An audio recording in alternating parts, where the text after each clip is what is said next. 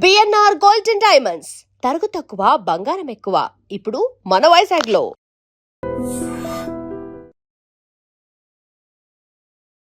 Welcome to I dream. నా పేరు లుంబిని. ఏదో ఒక సమస్య, గ్యాస్ట్రిక్ ట్రబుల్ అంటారు, కొందరేమో కాన్స్టిపేషన్ ఎక్కువైపోతూ ఉంటుంది, బ్లోటింగ్ వస్తూ ఉంటుంది, అసిడిటీ, అంటే మన గట్ సిస్టమ్ అనేది ప్రాపర్గా లేకపోతే, డైజెషన్ సరిగ్గా అవ్వకపోతే ఏదో ఒక సమస్య వెంటాడుతూనే ఉంటుంది కదా. మరి దీని నుండి బయటపడాలి అంటే, మన డైజెస్టివ్ సిస్టమ్ ప్రాపర్గా వర్క్ చేయాలంటే ఏం చేయాలి డిస్కస్ చేద్దాం. అలాగే ఎలాంటి మెడిసిన్ యూస్ చేయాలి కూడా మనం క్లియర్గా తెలుసుకుందాం. ఈరోజు మనతో జాయిన్ అవబోతున్నారు ప్రముఖ వైద్యులు డాక్టర్ సిఎల్ వెంకట్రావు గారు, మెడికల్ కౌన్సిల్ ఆఫ్ ఇండియా మాజీ సభ్యులు. ఆయనతో మాట్లాడదాం. హలో సార్, నమస్తే. నమస్తే. సమస్య చూడ్డానికి చిన్నగా స్టార్ట్ అయినా కూడా పెరిగి పెరిగి చాలా ఇబ్బంది పెడుతుంది లోపల, గ్యాస్ట్రిక్ సమస్య. సో దీని నుండి ఎలా బయటపడాలంటారు? గ్యాస్ ట్రబుల్ చాలా విపరీతంగా బాధ పెడతా ఉంది. ఈ గ్యాస్ ట్రబుల్ దక్షిణ భారతదేశంలో ఎక్కువగా కనపడుతుంది. ఎందుకంటే మనం పులుపు, కారం, మసాలా ఎక్కువ తీసుకుంటాం. మనం తిన్నంత కారం ఎవడు ప్రపంచంలో తినడు. మనం వాడే కారం ఎట్లుంటుందంటే పచ్చిమిరపకాయ వేస్తాం, ఎండుమిరపకాయ వేస్తాం, మళ్ళీ వీటికి తోడు కారం పొడి కూడా వేస్తాం, కారం పొడి, ఎండు కారం, వీటితో పాటు ఘాటైన మసాలా దినుసులు, దాల్చిన చెక్క, లవంగం, యాలకులు, మిరియాల పొడి ఇవన్నీ వేసేసరికి దట్టంగా ఘాట్ అయిపోతుంది. సో ఈ గ్యాస్ రకరకాలుగా బాధపడుతుంది. ఒకరికేమో తేపులు, అదే పనిగా తేపులు, బేవ్ అంటే ఎక్కడన్నా ఆఫీసులో పనిచేసేవాడు పక్క వాళ్ళు ఏమనుకుంటారు, ఏట్రై అథవా ఎప్పుడు తేపుతుంటాడు అని, అంటే ఆత్మన్యూన్యతకు గురవుతాడు.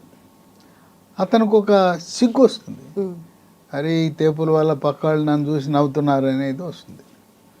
ఇంకా ఒక సమస్య, పొట్టలో గ్యాస్ నిండిపోయి అది అపానవాయువు రూపాన్ని బయటకు వస్తుంది. ఈ అపానవాయువులో రెండు ఉన్నాయి. ఒకటి వాసన, దుర్గంధం, రెండోది శబ్దం. దుర్గంధం వస్తే ఆ మొత్తం పక్క వాళ్ళకి అసహనానికి గురవుతారు. ఇక శబ్దం అయితే, శబ్దాన్ని మన భాషలో పిత్తులు అంటాం, బాంబింగ్ అంటారు. ఒరే బాంబు వేసి, పిల్లలైతే ఆడుకునేటప్పుడు ఎవరైనా వచ్చినప్పుడు బాంబులు వేస్తున్నాడు రా అంటారు, బాంబులు అంటారు. మా ఊళ్ళల్లో కూడా బాంబు అంటారు. ఈ దుర్గంధముతో కూడిన ఈ పిత్తులు, ఈ గ్యాసు ఎక్కడైనా ఒక ఆఫీసులో పనిచేస్తుంటారు, లేదా ఎక్కడ మీటింగ్కి వెళ్ళారు, సమాజంలో వాళ్ళకి ఒక తల వంచే విధంగా అవమానానికి గురవుతారు. ఇది మనం కంట్రోల్ చేస్తే కంట్రోల్ అయ్యేది కాదు. ఆగమంటే తేపులాగం, ఆగమంటే అపానవాయువు ఆగదు. లోపల గ్యాస్ ఉత్పత్తి అయింది, దాని ధర్మం బయటికి రావాలి. మనము మంచినీళ్ళు తాగేటప్పుడు పైకి ఎత్తుకుపోసుకుని తాగుతారు. గ్లాసు పైకి ఎత్తి పోసి తాగినప్పుడు నీళ్లతో పాటు గాలి కూడా, ఆ గాలే బయటకు వస్తుంది. అయ్యే తేపులు, అయ్యే అపానవాయువు. ఇక దీంతో పాటు కొంతమంది గబగబ తింటుంటారు అన్నం. ఏదో తరుముకు వస్తున్నట్లా, యుద్ధం వస్తున్నట్లా, భూకంపం వస్తున్నట్లా తింటారు. అంటే తినకూడదు, నిదానంగా తినాలి. ఏదైనా పని ఉంది, అవసరం పని ఉంటే ఆ పని ఎలా భోజనం దగ్గర కూర్చోవాలి, కానీ అడావుడిగా తినటం, దానివల్ల స్పీడ్గా మనం అన్నం తినేటప్పుడు కొంత గాలి కూడా లోపలికి వెళ్తుంది. లోపలికి వెళ్ళిన గాలి బయటికి వచ్చే పద్ధతి తేపులో లేదా అపానవాయువు. కొన్నిసార్లు పిత్తకోశము, గాల్ బ్లాడర్లో రాళ్ళు ఉంటాయి, లేదు క్లోమగ్రంథి చెడిపోయి, మద్యము సేవించే వారికి క్లోమగ్రంథి చెడిపోవటం, లేదా కొంతమందికి క్లోమగ్రంథి ప్యాంక్రియాస్లో రాళ్ళు ఉండటం, వాటి వల్ల కూడా గ్యాస్ వస్తుంది. ఒక నానుడు ఏంటంటే, మనం పప్పు ఎక్కువ తింటే గ్యాస్ వస్తుందిరా అంటారు. కొద్దిగా వాస్తవమే ఉంది. అధికముగా కందిపప్పు, పెసరపప్పు, శనగపప్పు తినటం వల్ల కొంచెం గ్యాస్ వచ్చే అవకాశం ఉంది, కానీ అట్లా అని చెప్పి వాటిని మానకూడదు. మనకు మాంసకృతులు స్థూలంగా శాకాహారులకు అందించేదే పప్పు దినుసు. ఆ పప్పును మానుకుంటే మనం ఎండిపోతాం. కనుక వీటితో పాటు మన పాలిట విలన్ లాంటివి అలవాట్లు.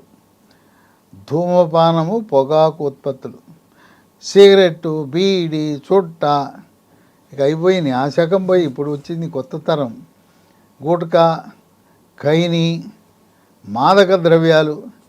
వీటి దెబ్బకు పొట్టలో గ్యాస్ నిండిపోతుంది. ఏ స్థాయికి నిండిపోతుందంటే పొట్ట నిండిన తర్వాత పొట్ట మీద కొట్టుకుంటే డమడమా డమడమా శబ్దం వస్తుంది. తబల మీద కొడితే ఎట్లాంటి శబ్దం వస్తుందో పొట్ట మీద కొట్టుకుంటే కూడా అటువంటి శబ్దం వచ్చే పరిస్థితి. అంత గ్యాస్ ఉబ్బిపోతుంది. తర్వాత వీడు నడుస్తున్నప్పుడు కొండ పొట్ట, బాన పొట్ట అంటారు. ఏదో ఒక మగవాడు వీడి గ్యాస్ ఉండి పొట్టలో కొవ్వు ఉండి వీడు నడుస్తుంటే ఏదో గర్భవతికి ఎట్లా పొట్ట ముందుకు వస్తుందో బాన పొట్ట, కుండ పొట్ట ఉంటుంది. అది మంచిది కాదు. కనుక ఇటువంటి గ్యాస్ ట్రబుల్కి రోజు మందులు మింగేస్తున్నారు. వెళ్తాం, ఇవ్వయా గ్యాస్ కొట్టం ఇవ్వంటాం, తెచ్చుకొని వాడుతున్నారు. ఇవాళ చాలామంది నిద్ర లేవగానే గ్యాస్ కొట్టం వేస్తున్నారు. ఒకటేంటి ఈసోమోప్రజోలు, ప్యాంటోప్రజోలు, నానా రకాలు ఉన్నాయి. అయిన తర్వాత కాఫీ, టీ తాగుతారు. అంటే దైనందిన జీవితంలో కాఫీ, టీ కాకముందు పొరగడుపున ఈ గ్యాసు. ఇక రాత్రిపూట మందేస్తాడు. ఆయనకి తెలుసు మందేస్తే గ్యాస్ వస్తుందన్నారు. లేదా ఈ సిగరెట్లు తాగుతుంటారు. ముందు జాగ్రత్త డాక్టర్ సలహా లేకుండానే వేసేస్తుంటారు, గ్యాస్ కొట్టాలు వేస్తుంటారు. ఇక తర్వాత అసలు గ్యాస్కు మూల కారణం ఏంటి అని తెలుసుకోవాలంటే పిత్తకోశంలో రాళ్ళు ఉన్నాయా, క్లోమగ్రంథిలో రాళ్ళు ఉన్నాయా, క్లోమగ్రంథి చెడిపోయింది తెలుసుకోవాలంటే పొట్టకి అల్ట్రాసౌండ్ పరీక్ష చేయాలి. కొన్ని సందర్భాల్లో సిటీ స్కాన్ కూడా అవసరం ఉంటుంది. పిత్తకోశము, చేదు, తిత్తి వరకు అల్ట్రాసౌండ్ సరిపోతుంది. క్లోమగ్రంథి విషయాలు సమగ్రంగా తెలుసుకోవాలంటే అల్ట్రాసౌండ్లో మనకు తెలవదు, సిటీ స్కాన్ పరీక్ష చేయాల్సి ఉంటుంది. ఈ గ్యాసు జీర్ణాశయంలో పేగు పూత, పేగు రాపిడి, పేగు వరిపిడి అంటారు. దానివల్ల కూడా రావచ్చు. లేదు అక్కడ చిన్న పుండు ఏర్పడుతుంది. అక్కడ ఏర్పడే పుండుని అల్సర్ అంటారు, పెప్టిక్ అల్సర్ అంటారు. ఈ పేగు రాపిడి, వరిపిడిని గ్యాస్ట్రైటిస్ అంటారు. దీనివల్ల కూడా గ్యాస్ వస్తుంది. అన్నవాహిక, జీర్ణాశయం కలయికలో కవాటం ఉంటుంది. ఆ కవాటము మద్యపానము సేవించే వారికి, ధూమపానము, పొగాకు ఉత్పత్తులు సేవించే వారికి లూజ్ అయిపోతుంది. సాధారణంగా ఈ అన్నవాహికలోంచి వెళ్ళిన ఆహారము ద్రవం కానీ ఘనం కానీ కిందకి వెళ్ళాలి. వెనక్కి వచ్చే ప్రయత్నం చేస్తే ఆ కవాటం మూసుకుపోవాలి.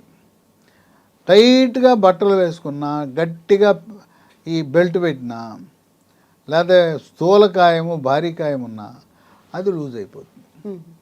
అన్నవాహిక, జీర్ణాశయం కలయికలో ఉన్న కవాటము లూజ్ అయిపోయి వెనక్కి రివర్స్ డైరెక్షన్లో వెళ్ళకూడని ఆహారము, వెళ్ళకూడని హైడ్రోక్లోరిక్ ఆమ్లం పైకి వచ్చేస్తుంది. అన్నవాహికలోకి హైడ్రోక్లోరిక్ ఆమ్లం వచ్చిందంటే ఇక మంట, తీవ్రమైన మంట. దీన్ని ఇలా వెనక్కి వచ్చే ప్రక్రియని గెరడు అంటారు. గ్యాస్ట్రో ఇసోఫేజియల్ రిఫ్లక్స్ డిసీజ్ వైద్య పరిభాషలో. కనుక ఇది ఈ కవాటము సక్రమంగా పనిచేసేలా చూసుకోవాలి. ఆహారపు అలవాట్లు మార్చుకోవాలి. సకాలంలో ఆహారం తీసుకోవడం చాలా ముఖ్యం. ఎప్పుడు తినాలి? ఉదయం 8-9 గంటల మధ్యలో టిఫిను, మధ్యాహ్నం 12 గంటలు 1 గంట మధ్యలో భోజనము, సాయంత్రం 4-5 మధ్యలో ఏదో ఒక అల్పాహారం తీసుకోవాలి. ఇదే చాలామంది చేయం. ఏదో ఒక కప్పు కాఫీయో టీయో తాగేస్తాడు. తప్పకుండా అల్పాహారం తీసుకోవాలి. పండ్ల ముక్కలో, మజ్జిగో, ఏదో ఒకటి, లేదు శనగలో, పచ్చి బఠానీలో నానబెట్టి ఉడకబెట్టి కొంచెం తాలింపు వేసుకుని తినటం. రాత్రి 8-9 గంటల మధ్యలో భోంచేయటం. ఇవాళ మిడ్ నైట్ బిర్యానీల సంస్కృతి. 12 గంటల తర్వాత మిగిలిపోయినాటిని, నిల్వ ఉన్నాటిని అన్నింటినీ వాడు పారేయకుండా రేటు తగ్గించి స్టార్ హోటల్లో స్టార్ పెట్టి మిడ్ నైట్ బిర్యానీ రండి మా దగ్గర మిగిలిపోయిన సరుకులు ఉన్నాయి, మీరు తినిపోండి అని యువతను ఆకర్షిస్తున్నారు. అంతా కుర్రోళ్ళు చేరతారు. ఆ చేరికి అది మొదలు పెడతారు. 12ంటికి మొదలుపెట్టి 2-3 దాకా తింటానే ఉంటారు. అసలు ఆ టైంలో భోజనం చేయటం, నిద్రపోవాల్సిన టైంలో అన్నం తినటం, అన్నం తినాల్సిన టైంలో నిద్రపోవటం. వీడు మిడ్ బిర్యానీ వాడు 3ంటికి ఇంటికి వెళ్తాడు, ఇక 4ంటికి ఎప్పుడో పడుకుంటాడు. వాడు నిద్ర లేచేది ఎప్పుడు మధ్యాహ్నం భోజనం టైంకి నిద్ర లేస్తాడు, టిఫిన్ లేదు. ఈ విధంగా వేళలు పాటించకుండా ఆహారం తినడం వల్ల కూడా గ్యాస్ ట్రబుల్ వస్తుంది. రకరకాల మందులు ఉన్నాయి. అందరూ చెప్పేది ఏంటంటే, డాక్టర్ గారు వేసుకున్నప్పుడు బాగానే ఉంటుంది, ఒక్కరోజు మానేస్తే మళ్ళీ నేను ఉన్నానని వచ్చేస్తుంది. ఏం చేయమంటారు? ఇప్పుడు మనకు కావాల్సింది ఏంటి? శాశ్వత పరిష్కారము. ఆ పూట దెబ్బ తగిలితే కట్టు కట్టడం కాదు. ఈ శాశ్వత పరిష్కారానికి లీ ఫార్మా కంపెనీ వాళ్ళు ఒక అద్భుతమైన ఔషధాన్ని తయారు చేశారు. దాని పేరు లాఫెరిన్ బీసీ. లీ కంపెనీ వారిది లాఫెరిన్ బీసీ.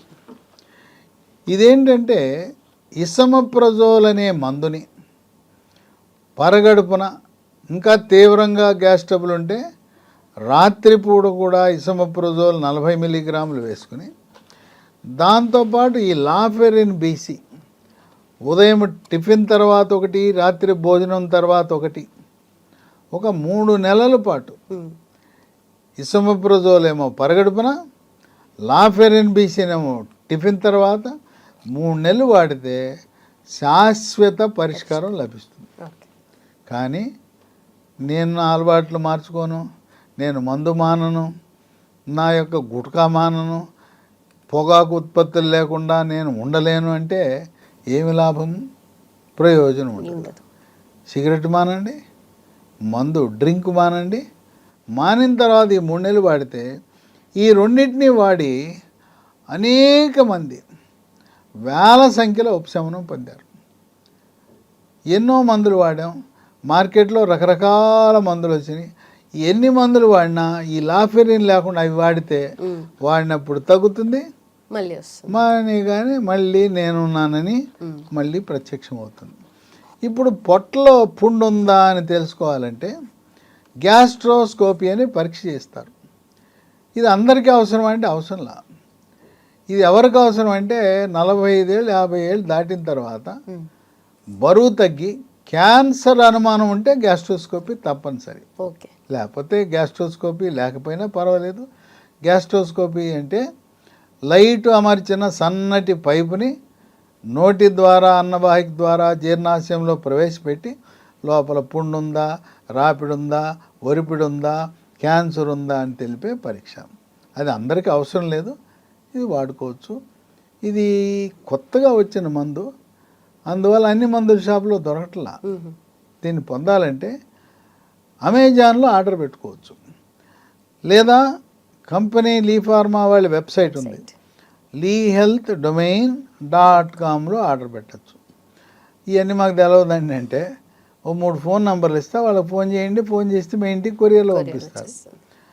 నంబర్లు ఏవంటే 9100107480, 910001074880.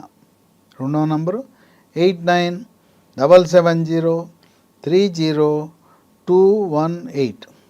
మూడవ నంబరు 9502897374. ఇవన్నీ కూడా మీకు మందులు లభించే నంబర్లు. ఇంకా మీకు ఎన్నో అనుమానాలు ఉంటాయి, నాతో మాట్లాడాలన్నా నా నంబర్లు ఇస్తాను, ఫోన్ చేయండి, మీ అనుమానాలు నివృత్తి చేసుకోండి. నా నంబర్లు 9848055806 9848055806. ఇంకో నంబరు, 2 వాట్సాప్ నంబర్లే, 9866308414. ఫోన్ చేయండి, నేను ఖాళీగా ఉంటే మీతో మాట్లాడతా. ఒకవేళ బిజీగా ఉన్నాను వాట్సాప్లో పెట్టేయండి, మీకు సమాధానం చెప్తాను.